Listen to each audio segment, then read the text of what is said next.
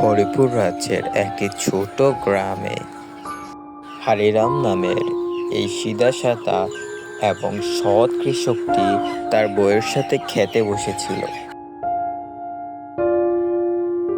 দেখো, এবছর আমাদের ফসল অনেক ভালো হবে। হ্যাঁ, কারণ কি আমার পরিশ্রমের সাথে সাথে আমার ক্ষেতের জমিতে তোমারও পরিশ্রম আছে, আনছে না? হ্যাঁ, না, কেবল পুরো গ্রামে তুমি পরিশ্রমিক এবং তুমি সৎ লোক। তোমার কাছে জমিন কম, কিন্তু তোমার মনটা অনেক বড়। কিছুক্ষণ পর দুজন স্বামী স্ত্রী ঘরে চলে যায়।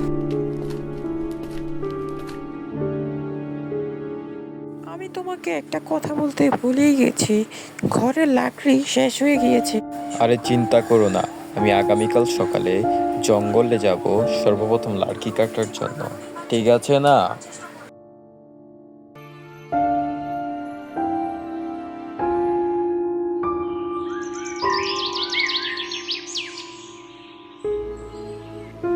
পরের দিন সকালে হারিরাম লাড়কি কাটার জন্য জঙ্গলে চলে যায়।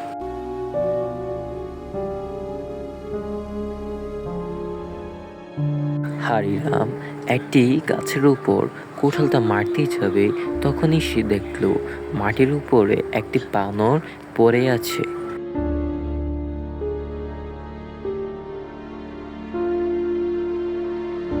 হে ঈশ্বর, এই বানরটাকে তো কেউ জুড়ে মেরে দিয়েছে। মনে হয় কোনো জঙ্গলি পশুই এর উপর হামলা চালিয়েছে। আহ, অসহায় বানরটার হাতটা রক্তে ভরে আছে। ও হো হো। হারিরাম বানরটার পাশে বসেছিল।